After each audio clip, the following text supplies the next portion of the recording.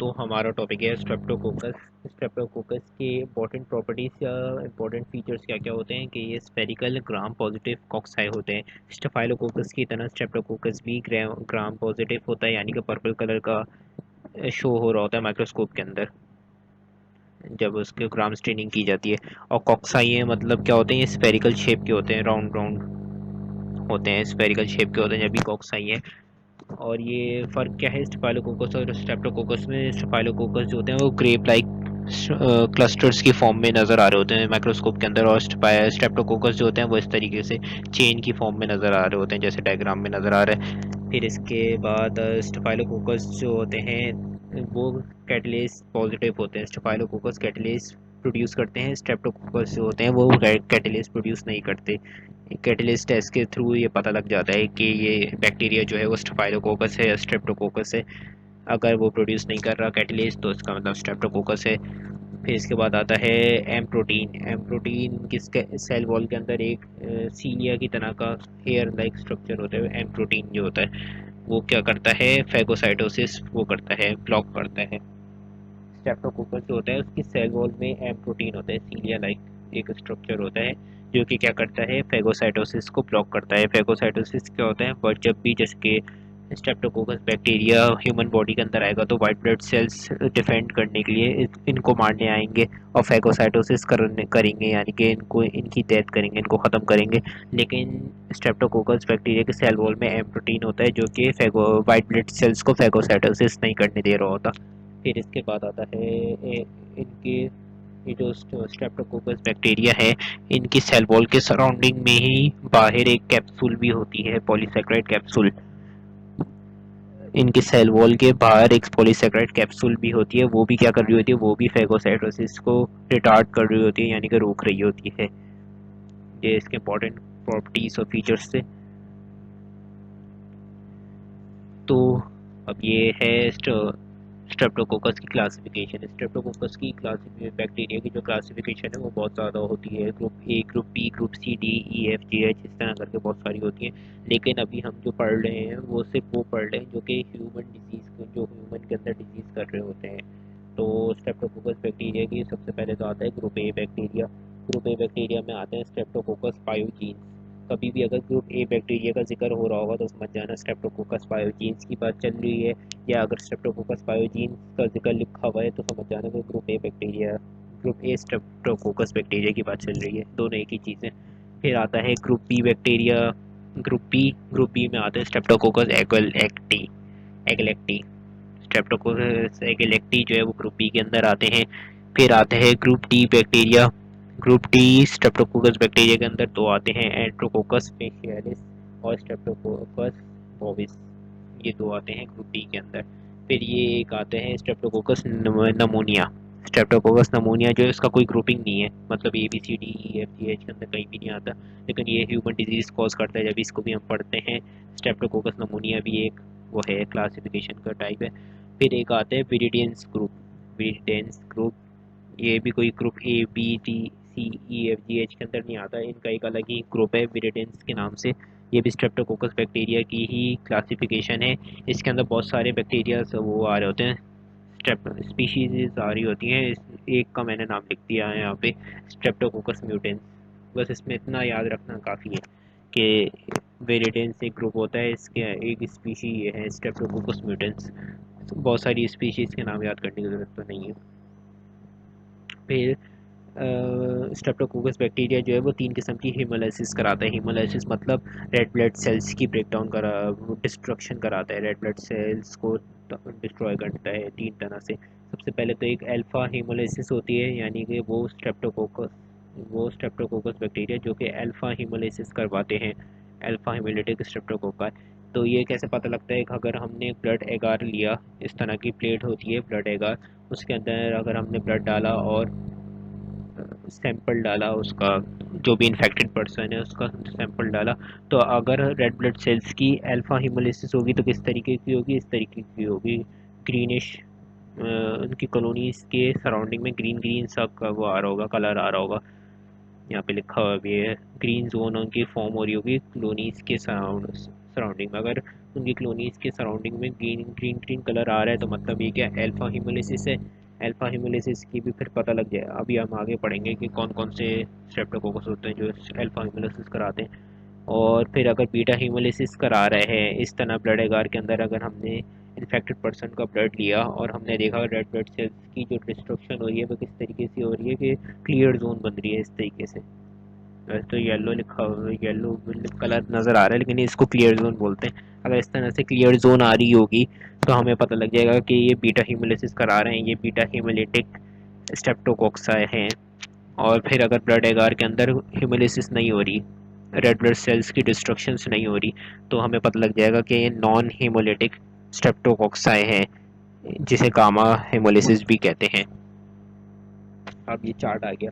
इस चार्ट में हमने जैसे अभी हमने पढ़ा कि स्ट्रेप्टोकोकस पायोजीन्स जो होते हैं वो ग्रुप ए स्ट्रेप्टोकोक्साई होते हैं। स्ट्रेप्टोकोक्साई पायोजीन्स होते हैं ग्रुप ए होते हैं। और ये कौन सी हेमोलिसिस कराते हैं? बीटा हेमोलिसिस कराते हैं। इस तरह स्ट्रेप्टोकोकस एगेलेक्टी जो होते हैं वो क्या होते हैं? ग्रुप बी होते हैं स्ट्रेप्टोकोक्साई। और ये भी कौन सी हेमोलिसिस कराते हैं? ये भी क्या कराते हैं? बीटा हेमोलिसिस कराते हैं। अब फर्स्ट करो इस तरह का वो आ रहा है कि इस तरह का सिनेरियो दे दिया कि एक इंसान को फलाना बीमारी है, लेकिन उसका जब हमने ब्लड का वो कराया, ब्लड टेस्ट करा, तो हमें पता लगा कि क्या नाम है वो बीटा हीमोलिसिस कराता है। तो हमें पता लग जाएगा कि बीटा हीमोलिसिस करा रहा है। तो बल्कि एक मिनट, इसके फर्दर क्या होते हैं, जो स्ट्रेप्टोकोकस पायोजीन्स होते हैं वो बेसिट्रेसिन सेंसिटिव होते हैं। यानी कि ये बेसिट्रेसिन एक ड्रग है, अगर हम बेसिट्रेसिन ब्लड के अंदर डाल लें, ब्लड एगार के अंदर डाल लें और वो मर जाते हैं डिजीज वो, तो इसका मतलब क्या है, ये पायो वो है स्ट्रेप्टोकोकस पायोजीन्स हैं। चूँकि स्ट्रेप्टोकोकस पायोजीन्स होते हैं वो बेसिट्रेसिन सेंसिटिव होते हैं, मर जाते हैं बेसिट्रेसिन से। और स्ट्रेप्टोकोकस एगिलेक्टी जो होते हैं वो बेसिट्रेसिन रेजिस्टेंट होते हैं, वो मरते नहीं हैं इस ड्रग से। इसके अलावा वो हिपेरेट हाइड्रोलाइज, ये छोड़ दो। तो इस तरह हमें पता लग जाता है कि जो क्या नाम है ब्लड के अंदर जो स्ट्रेप्टोकोकस है वो स्ट्रेप्टोकोकस पायोजीन है या स्ट्रेप्टोकोकस एगिलेक्टी है। दोनों कराते वैसे तो सेम है, दोनों ही बीटा हेमोलिसिस ही कराते हैं। फिर जो ग्रुप डी बैक्टीरिया के अंदर दो आ रहे थे, एंट्रोकोकस स्पेशियलिस और स्ट्रेप्टोकोकस बोविस। ये क्या था, ये दोनों इस तरह से फ़र्क है कि जो एंट्रोकोकस स्पेशियलिस जो है वो या तो वो तीनों किस्म की वो करवा सकता है, या तो अल्फा हेमोलिसिस भी करा सकता है, बीटा हेमोलिसिस भी करा सकता है, या नन हेमोलिसिस ऐसा भी हो सकता है कि वो हेमोलिसिस कराए ना। और जो स्ट्रेप्टोकोकस बोविस होते हैं वो क्या करते हैं, वो अल्फा अल्फा हेमोलिसिस कराते हैं, और या तो ऐसा भी हो सकता है कि वो हेमोलिसिस करवाए ना। इन दोनों को पता लगाने का क्या तरीका है, इसकी तरीका है, अगर हम 6 ये तो खैर छोड़ो, बस अगर हम NaCl सॉल्यूशन डालेंगे ब्लड के अंदर और अगर वो उनकी ग्रोथ बढ़ने लग जाए तो इससे पता लगेगा कि ये एंट्रोकोकस स्पेशियलिस है। और अगर कोई ग्रोथ नहीं बढ़ ली NaCl सॉल्यूशन डालने पर तो हमें पता चल जाएगा कि स्ट्रेप्टोकोकस बोविस है।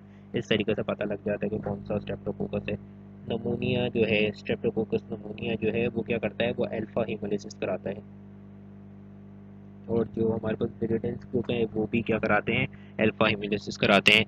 दोनों में फ़र्क क्या है, वो एक बाइल सोल्यूबल है और इनहिबिटेड बाय ऑप्टोचिन।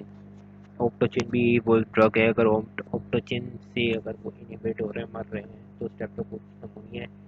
और अगर ऑप्टोचिन ड्रग से इनहिबिट नहीं हो रहे तो इसका मतलब ये विजिटेंस ग्रुप वाले स्ट्रेप्टोकोकस हैं। ये बातें हैं। फिर ये तो याद करने वाली चीज़ें हैं कि कौन से बैक्टीरिया कौन कौन सी डिजीज़ कराते हैं। जो स्ट्रेप्टोकोकस पायोजीन्स होते हैं, यानी कि स्ट्रेप्टोकोकस ग्रुप ए स्ट्रेप्टोकोकस के होते हैं, तो वो कौन कौन सी कराते हैं, फेरेंजाइटिस कराते हैं, सेल्यूलाइटिस कराते हैं। फेरेंजाइटिस में फेरिंग्स की स्वेलिंग हो रही होती है, वहाँ पे ज़ख्म बन रहे होते हैं इस तरह के।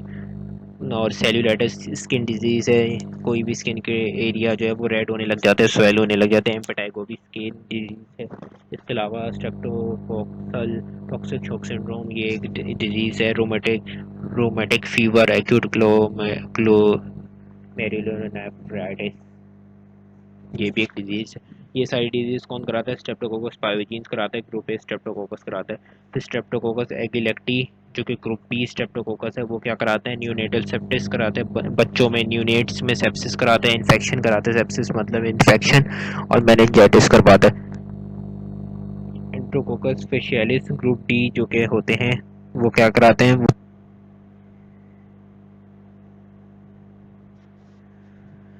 जो एंटोकोकस स्पेशियलिस्ट थे वो मोस्टली यूरिनरी ट्रैक इन्फेक्शन कराते हैं, एंडोकार्डाइटिस कराते हैं। कार्डाइटिस मतलब हार्ट की कोई बीमारी है तो हार्ट के कुछ वेल्व्स जो होते हैं उसमें जाके इन्फेक्शन कराते हैं, एंडोकार्डाइटिस।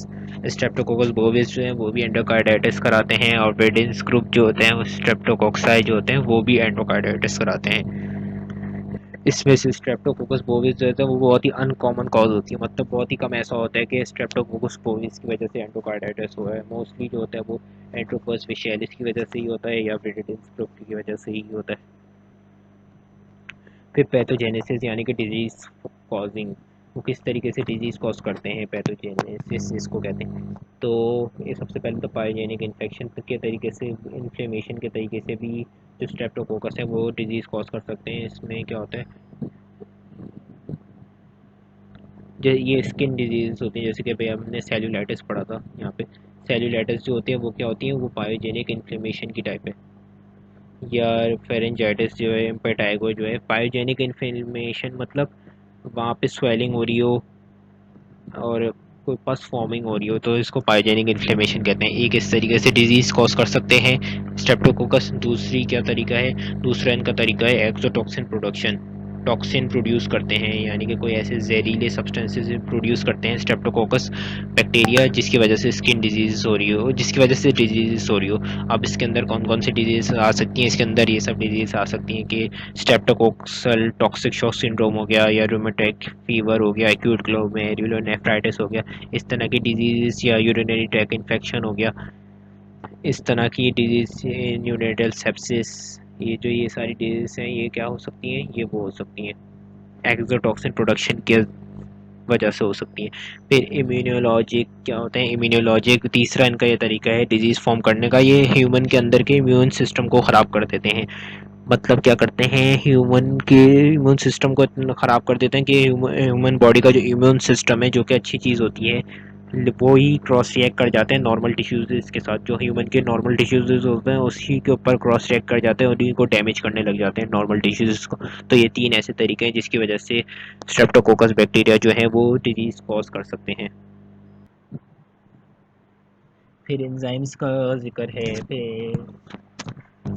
फिर स्ट्रेप्टोकोकस बैक्टीरिया के एंजाइम्स का जिक्र है कि किस तीन किस्म के एंजाइम्स प्रोड्यूस करते हैं स्ट्रेप्टोकोकस बैक्टीरिया। सबसे पहले आता है हायालुरोनिडेज, पता नहीं कैसा नाम। हायालुरोनिडेज एक ऐसा एंजाइम है जो कि क्या करता है हायालुरोनिक एसिड को डिग्रेड करता है। हायालुरोनिक एसिड जो होता है वो सबक्यूटेनियस टिश्यूज में प्रेजेंट होता है। ह्यूमन बॉडी के जो सबक्यूटेनियस टिश्यूज होते हैं यानी कि स्किन के टिश्यूज होते हैं उसमें क्या होता है, हायालुरोनिक एसिड होता है, उसको डिग्रेड करता है इसका एंजाइम स्ट्रेप्टोकोकस बैक्टीरिया का, जिसका नाम है हायालुरोनिडेज।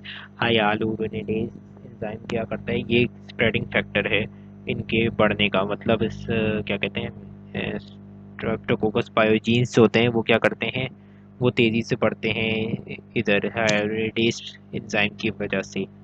और क्या करते हैं, स्किन डिजीज़ कॉज करते हैं जैसे कि सेल्यूलाइटिस। सेल्यूलाइटिस जैसे कि मैंने अभी बताया था, कोई भी स्किन का एरिया बहुत ज़्यादा रेड होने लग जाए और वो स्वेल होने लग जाए तो इसे सेल्यूलाइटिस कहते हैं, स्किन डिजीज़ है। तो ये स्प्रेडिंग फैक्टर जो है वो क्या है, हाइड्रेडेज है इनका, स्ट्रेप्टोकोकस बैक्टीरिया का, तेज़ी से फैलते हैं। फिर दूसरा एंजाइम है स्ट्रेप्टोकाइनेस, जिसे फाइब्रोनेलाइजिन भी कहते हैं, फाइब्रोनेलाइजिन दूसरा एंजाइम है स्ट्रेप्टोकाइनेस स्ट्रेप्टोकोकस बैक्टीरिया का। ये क्या करता है, प्लाज्मा एक्टिवेट करता है प्लाज्मोनेजेन को और प्लाज्मिन बनाता है, जिसकी वजह से क्या होता है, डिजोल्व फिब्रिन क्लॉट्स और थ्रोम्बाई और एम्बोली जो कि क्या होते हैं वो डिजोल्व हो जाते हैं। थ्रोम्बाई क्या होते हैं, ब्लड क्लॉट होता है। एम्बोली क्या होता है, वो भी ब्लड क्लॉट ही होता है जो कि आर्टरी को ब्लॉक कर रहा होता है। तो इनको क्या करता है, डिजोल्व करता है स्ट्रेप्टोकाइनेस एंजाइम। तो इसमें आगे ये लिखा हुआ है कि ये जो एंजाइम है स्ट्रेप्टोकाइनेस स्ट्रेप्टोकोकस बैक्टीरिया का, ये इस्तेमाल किया जा सकता है थ्रोम्बाई को डिजोल्व करने में, कोरोनरी आर्टरी डिजीज में, या हार्ट जो कि हार्ट अटैक पेशेंट्स वाले होते हैं उनके अगर आर्टरीज में अगर थ्रोम्बाई बन गया है, ब्लड क्लॉट बन गया है, तो उसको डिसॉल्व करने के लिए ये स्ट्रेप्टोकाइनेस एंजाइम यूज इस्तेमाल किया जा सकता है, क्योंकि इसका काम ही यही है। फिर आता है डी डीनेस एंजाइम, स्ट्रेप्टोडोर्नेस भी कहते हैं, स्ट्रेप्टोडोर्नेस भी कहते हैं या डीनेस एंजाइम भी कहते हैं। ये तीसरा एंजाइम है स्ट्रेप्टोकाइनेस का, जो कि क्या करता है, डीएनए को डिग्रेड कर देता है, डीएनए को ख़त्म कर देता है। किधर, नेक्रोटिक टिश्यूज में। नेक्रोटिक टिश्यूज क्या होते हैं, डेड टिश्यूज होते हैं, ऐसे टिश्यूज जो कि मर गए हैं, ख़त्म हो गए हैं, उनके अंदर जो डीएनए है उसको डिग्रेड करता है ये स्ट्रेप्टोडोर्नेस एंजाइम या डीनेस एंजाइम। फिर टॉक्सिन्स की बात करते हैं। टॉक्सिन्स कौन कौन से प्रोड्यूस करते हैं, स्ट्रेप्टोकोकस बैक्टीरिया, स्ट्रेप्टो, ये तो याद करने की वैसे तो चीज़ है। स्ट्रेप्टोकोकस बैक्टीरिया जो 5 किस्म के टॉक्सिन प्रोड्यूस करता है। एक है एरिथ्रोजेनिक टॉक्सिन, जो कि क्या, रैश और स्कारलेट फीवर में रैश कॉज करता है।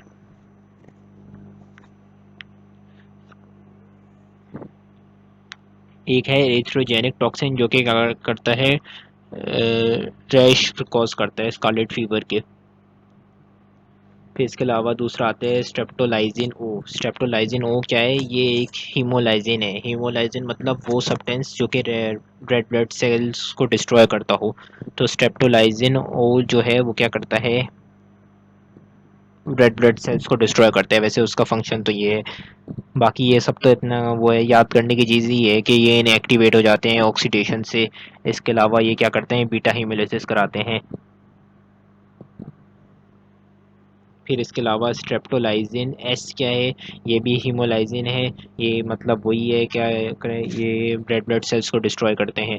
फिर बाद में ये याद करने की चीज़ है कि ये इनएक्टिवेट नहीं होते ऑक्सीजन से। फिर आते हैं पायरोजेनिक एक्सोटॉक्सिन ए। पायरोजेनिक एक्सोटॉक्सिन ए क्या होते हैं, ये वो टॉक्सिन है, वो ऐसे हार्मफुल सब्सटेंस हैं जो कि रिस्पॉन्सिबल होते हैं स्ट्रेप्टोकॉक्सल टॉक्सिक शॉक सिंड्रोम में। ये एक बीमारी है जिसमें कोई भी ऑर्गन जो है वो बिल्कुल ही वो हो जाता है, डेथ डेथ हो जाती है, उस क्या कहेंगे, यूजलेस हो जाता है, स्ट्रेप्टोकॉक्सल टॉक्सिक शॉक सिंड्रोम। फिर एक्सोटॉक्सिन बी।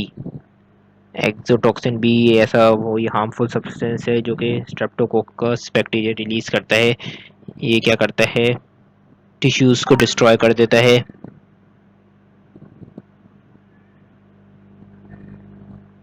हाँ नहीं, ये है, टिश्यूज इसको डिस्ट्रॉय कर देता है, जब भी इसको फ्लैश ईटिंग स्ट्रेप्टोकोक्साई भी कहते हैं।